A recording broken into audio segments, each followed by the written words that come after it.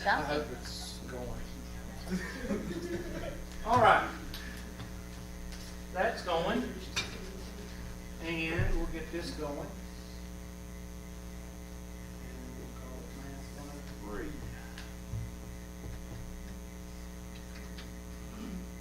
Today's the 26th, right? And this is chapter 5. Today we're going to go over. All right, I pulled up your chapter 5 book. And those of you that have a book, follow along. We're going to talk about the first part of statistics and what is statistics. And we'll start that in just a second. Let me pull this up and pull this back down and go here. Okay. There we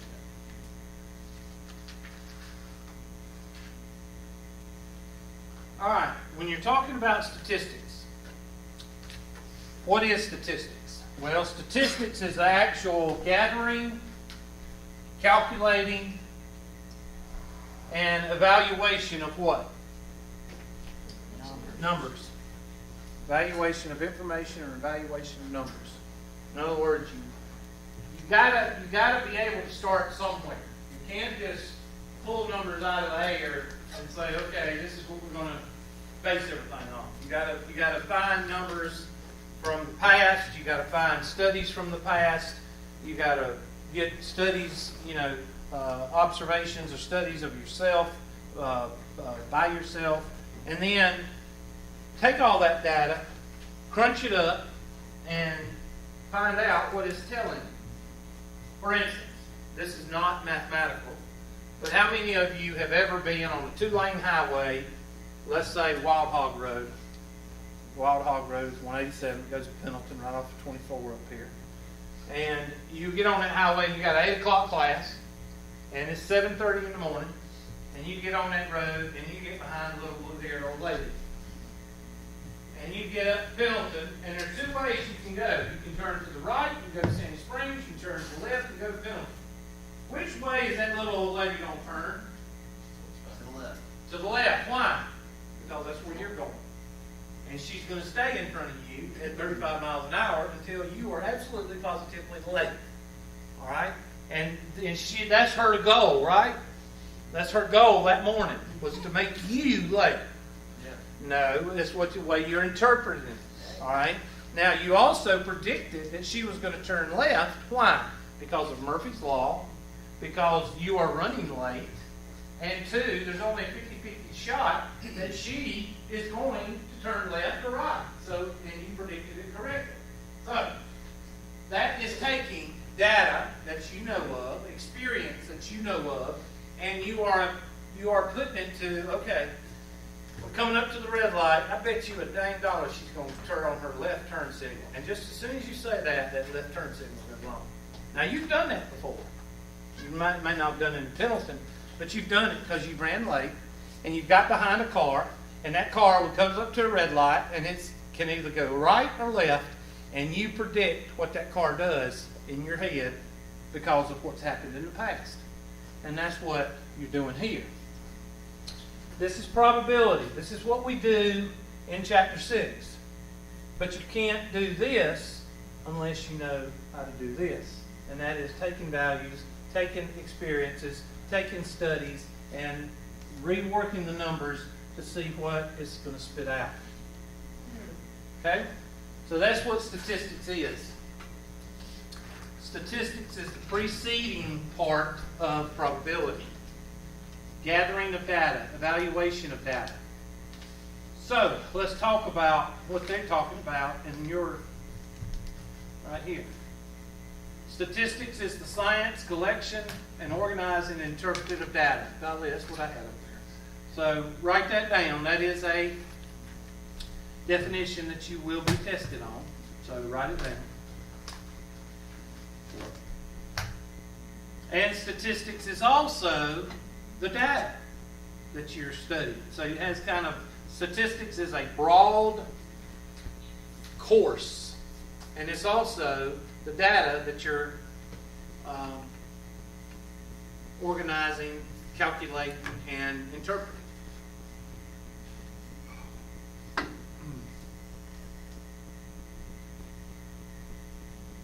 Population. There's two things in statistics that you need to be aware of.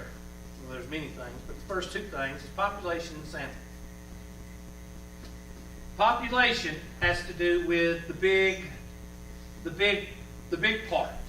So if I wanted to know how many people at Tri-County Tech were in the Marlboro Club, that would be Tri-County Tech students in general. That would be all Tri-County Tech students. That would be the population.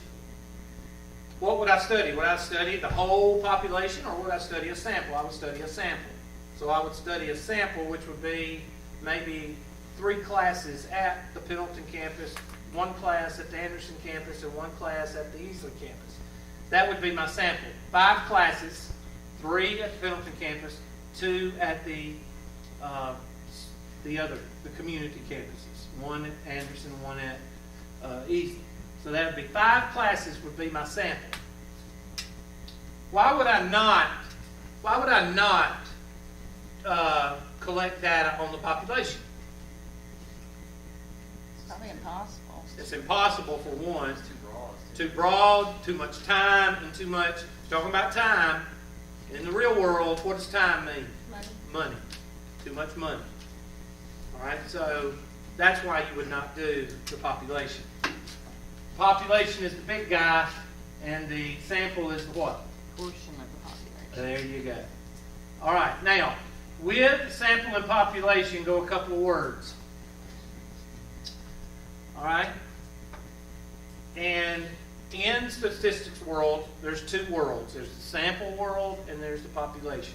Population we don't talk about too much, or we spend a lot of time in the population because it's unheard of to go out and sample and go out and do a survey of the population. It's just unheard of.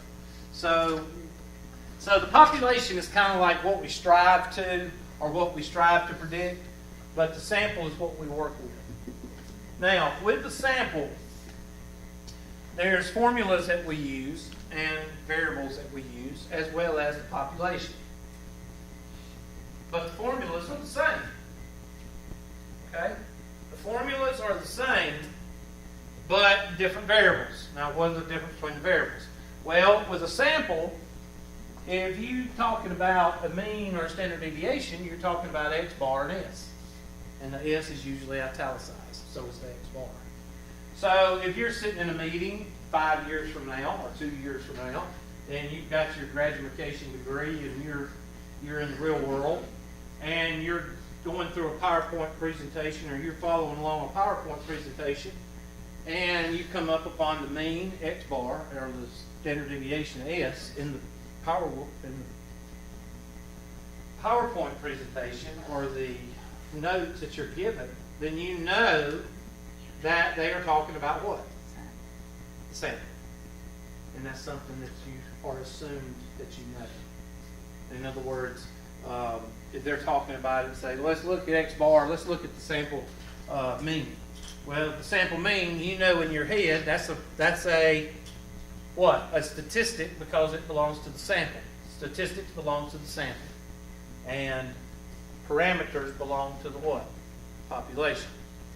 And then you go down in the presentation and the PowerPoint or the presenter says, well, and we also found that mu and sigma is equal to blah, blah, blah, blah, blah. And when they revert to mu and sigma, you know they're dealing with the what? The population. So the whole point of a statistic and a parameter is just so the reader or the person that's being presented to knows that you're dealing with a sample or a what? Population. So that's the only reason you've got that definition in there about a sample, with a statistic and a parameter.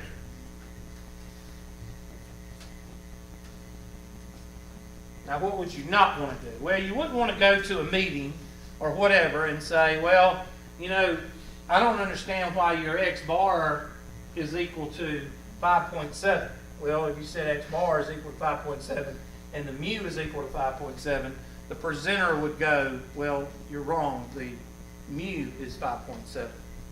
The standard deviation, the sample mean is 3.6. And then you're going to look like an idiot because you're mixing the two up. So that's why it's very important that you understand that if you ever see these two guys in a presentation, in a booklet, in a book, you know that it deals with the what?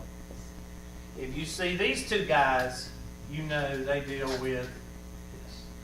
And that's the only reason you have these two words, statistic and parameter.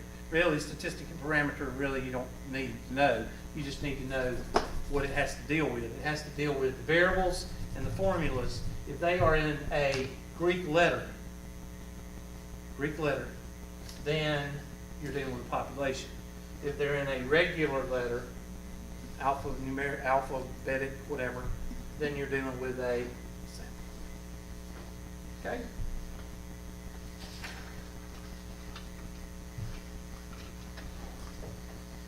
Comprende? All right. Is that M supposed to be long like that? Yeah, it's called mu. M-E-U. And sigma. And they know what a cow says. Mu.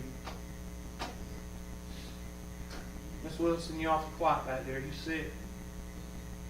Okay, you just in a bad mood. Why are you in a bad mood? I'm daydreaming. You what? Daydreaming. You're daydreaming. Well, you're not supposed to do that in my class. Well, that's right. You are here, so I'm not complaining. At least you're here. All right. So let's talk about something else. That's population and all that. We talked about that. And of course, this is all really. And process of statistical study. We're not going to worry about that. Not going to worry about that. So we'll just talk about that.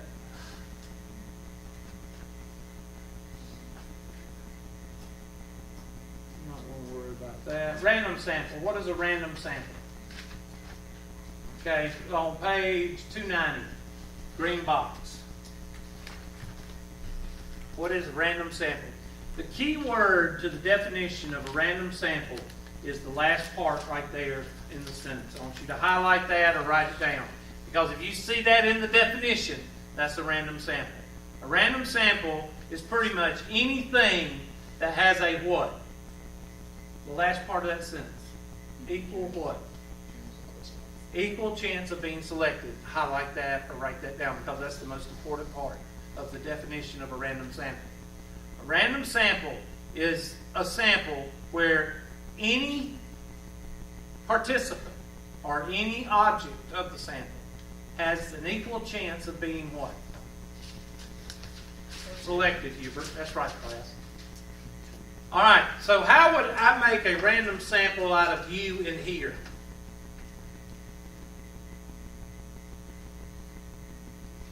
Anybody want to take a guess at it? How can I make it to where y'all were being a random sample? In other words, how can I make it equal for all of you? Pull our names from a hat. Okay, pull your names from a hat. That's the best example.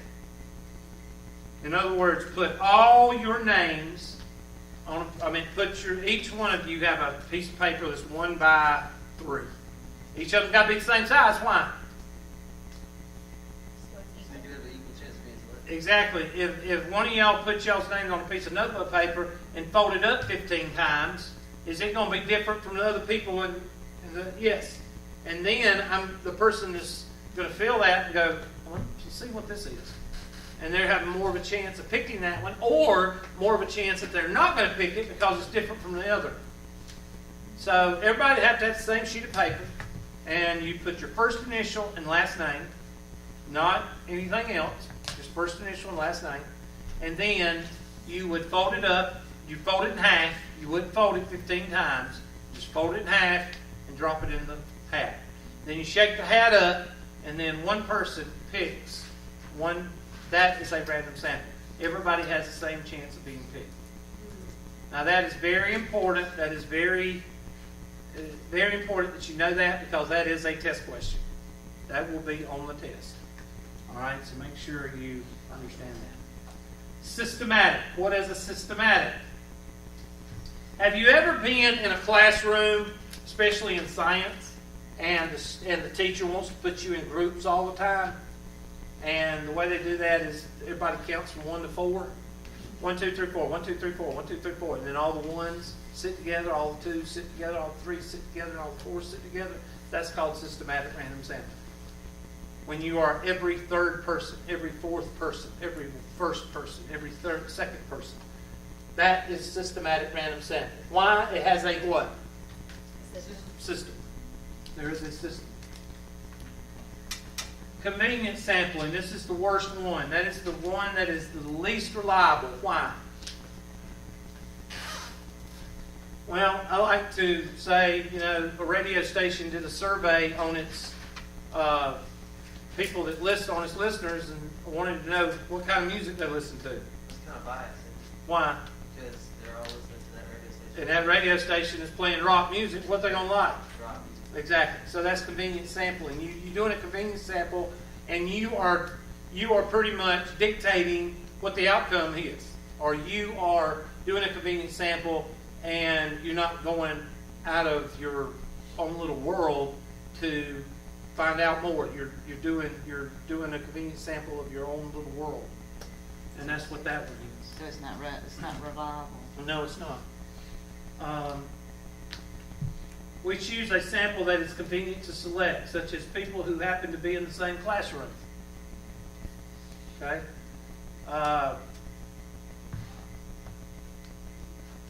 If I was to ask, let's say if I wanted to find out how many people were interested in engineering, and I say, well, I'll just use this class right here as an example. Why would that be biased? Why would that be convenient sampling? Because what is 103? It's not for engineers. It's for business and liberal arts majors.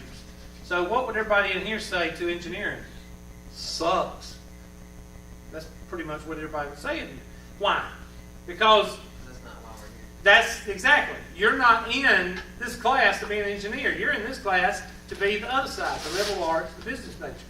So if I ask the question, how many students at Tri-County Tech want to be in engineering, and I use this class, it would be very unreliable, because everybody in here would say engineering sucks, pretty much. Because y'all are not engineering majors. Okay, that would be a convenient sample. Stratified sampling. This is when there are clusters.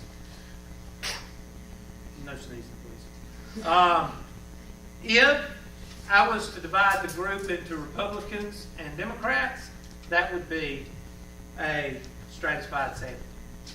Or male and female.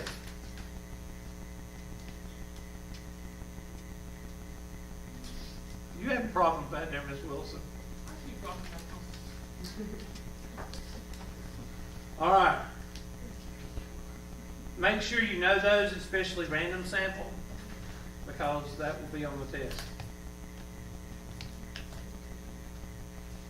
Here's some good examples right here.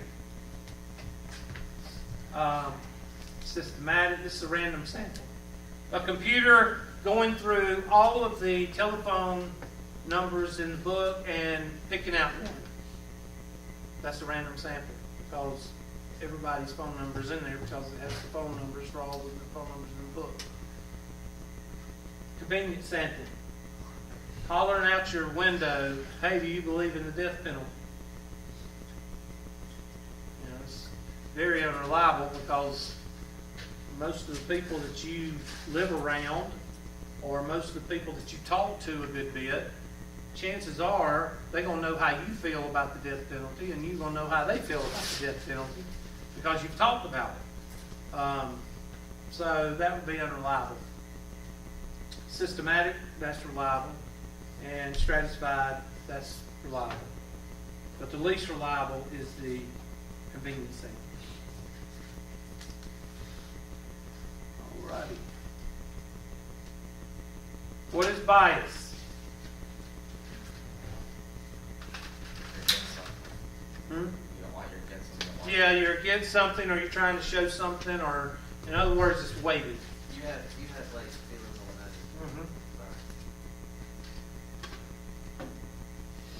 What if I told you, and this is kind of where you can be biased and use statistics and use a little bit of lying. Let's say that I go across the United States and I study people and I send out this questionnaire and I go across the United States and I ask if the next president is going to be Republican or Democrat, and I come up with, golly, I've interviewed 1,000 people. And they say 75% say that the next president's going to be Republican, which I doubt. But anyway, that's what I come out with. And I said I went across the nation, across the United States. What would you say? You'd say, well, that's pretty valid. But the states that I went to were South Carolina, Georgia, Mississippi, Alabama, Texas, and California.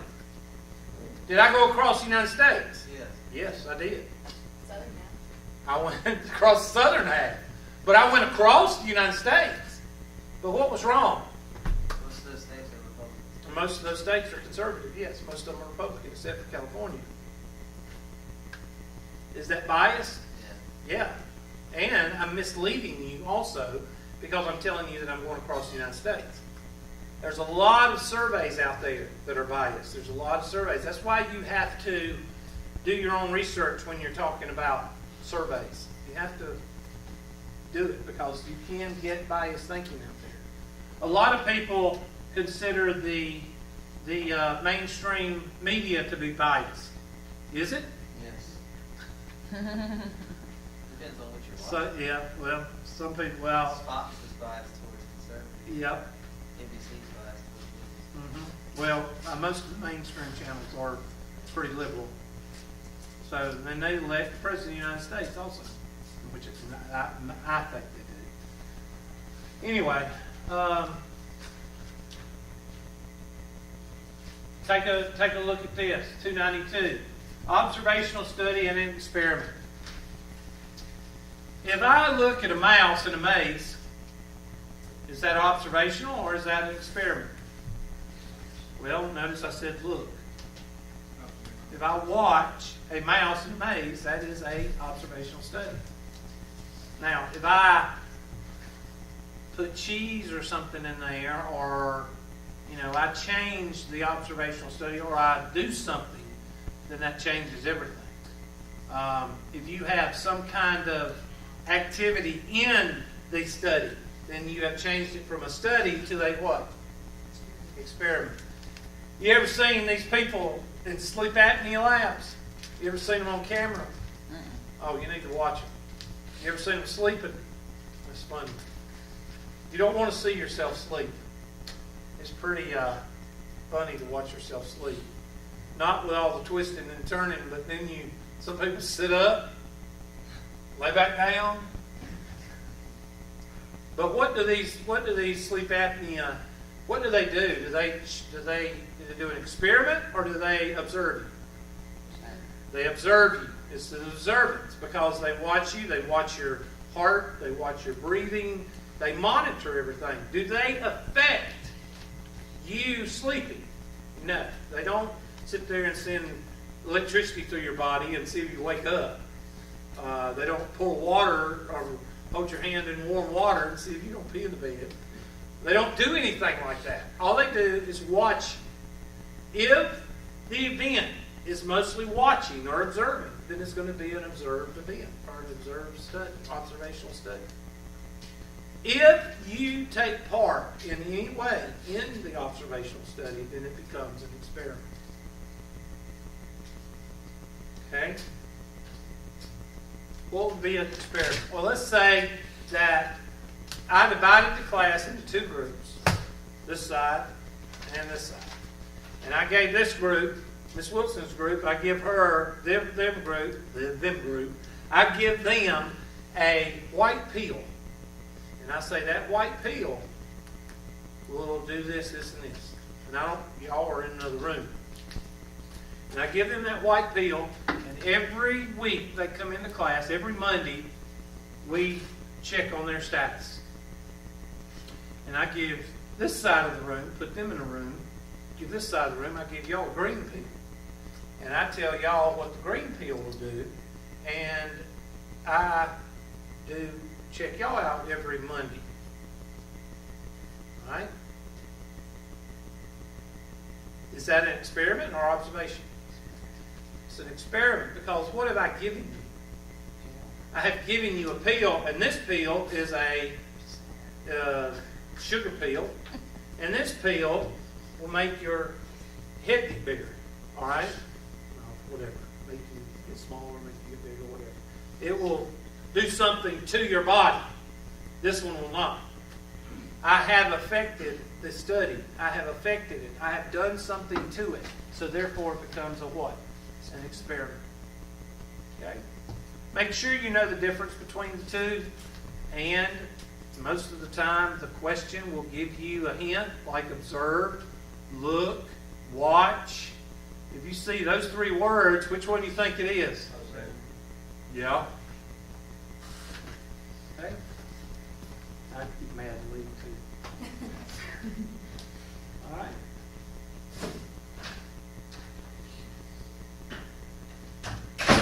Treatment and control group. That's a treatment group is somebody that you're actually testing, that you're giving drugs to or a pill to or whatever. Control group is one that does not receive the pill. And that's pretty self-explanatory. I'm not going to spend a lot of time on that. And what is a placebo or the placebo effect? Anybody want to know what that is? Sugar pill. What is that? Basically, you do the sugar pill, tell them if it's an aspirin, and they take it, think it's going to take away their headache. And Yep. that's what it does. When I was in the Marine Corps, we used to, when we were in Redstone down in Huntsville, Alabama, we were right out of boot camp and we were going to school and we were about to graduate school down there, so we were going to have a party. So what we would do is we would go and to the local, it's called the Regis Hotel. It's one of these two-story hotels that you didn't stay for, you just partied in, okay? You know what I'm talking about? And we get 3 rooms joined together, and we had these 2 newbies. Newbies is somebody right out of boot camp. And they wanted to party with us. We said, sure, you can party with us. So we took them with us, and we passed out flyers and put them in the mall. We would put them on Honda Accords and Honda Prelude back then, because that was the girl car then. And we'd show up, there'd be like 5 Marines and like 20 women. So it's great. And we would, got the 2 guys, and we said, we're going to give you y'all's own room. And that way y'all can trash it if y'all want to, whatever. We won't be. But it'll be joined on to us. And we'll buy your beer. We'll buy them a keg of O'Doul's. But we put a Budweiser tap on it. Now, what is O'Doul's? Non-alcoholic. They passed out by 12 o'clock. They passed out before midnight on non-alcoholic beer. What was that? Placebo effect. They thought they were drinking Budweiser. And they drank themselves until they thought they what? Were drunk. And they passed out. They didn't have one drink of liquor, because all we had was beer. And they passed out before 12 o'clock on O'Doul's. So, placebo effect does work. It just depends on how you administer it. And some people will actually, have you ever heard of people losing weight and they wasn't taking a pill or anything? Or they were taking a pill, but the pill had no value whatsoever? That's the placebo effect. People, mind is a pretty strong medicine. It's a pretty strong drug. It can do a lot, especially when you drink O'Doul's. Better watch out, O'Doul's. It'll make you pass out. All right. And the placebo is lack of active ingredients or the treatment being tested in a study but looks and feels identical to the treatment. Those 2 Marines, they got drunk and they passed out. But did they pass out and get drunk because they were full of alcohol, or their mind was full of alcohol? Their mind, they were thinking they were full of alcohol. So the mind has a lot to do with placebo effect. Capiche? I'm not getting into all that. Skip that. Surveys and opinion polls. And make a note of the margin of error. Skip a couple of pages there. Margin of error is on page 296. What is a margin of error? Well, if I tell you that a survey is good within 2 percentage points, then you know it's a 98% to 102%. You know it's got a pretty good, 98 to 102%. That's that's give or take within 2 percentage points. That's what that means. Okay? So, sample statistic of margin of error, minus and plus. That's why when you see a poll and they say that 59% of the people say that Mr. Smith is going to be the next president, and 58% say that President Jones or Mr. Jones is going to be the next president. Why do the newscasters say it's a dead tie? It's within 2, isn't it? If it's within 2% marginal, if the margin of error is within 2%, then what do those two, 58 and 59%, that's only 1 point. They're a statistical tie because the margin of error is 2 points. Now, what if one was 58 and the other one was 51? Then it would be landslide. But if one's at 52 and the other one's at 50, and it's 2, then it'd be a statistical. If it was 2 marginal points. And that's what that means. So it makes a difference what the margin of error is. The greater the margin of error, the less valid the data is.